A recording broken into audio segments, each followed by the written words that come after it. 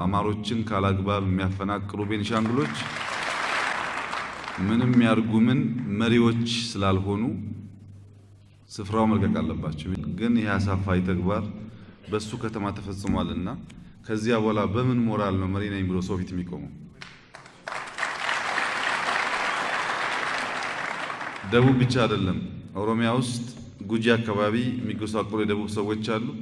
እዚያም ተመሳሳይ ነገር ይፈጸማል ብዬ አስባለሁ። የኦሮሚያ አመራሮችም የጀመሩትን የማጥራትና የማባረር ስራ ማጠናከር አለባቸው።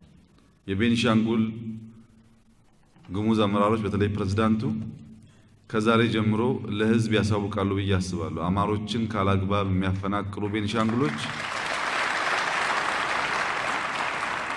ምንም ያርጉምን መሪዎች ስላልሆኑ ስፍራው መልቀቅ አለባቸው። የመጀመሪያው እርምጃ እሱ ነው የሚሆነው። ትክክል አይደለም። ይሄ በየጊዜው ሰው እየተፈናቀለ ሰው እየተጎዳ መሄድ የለበትም።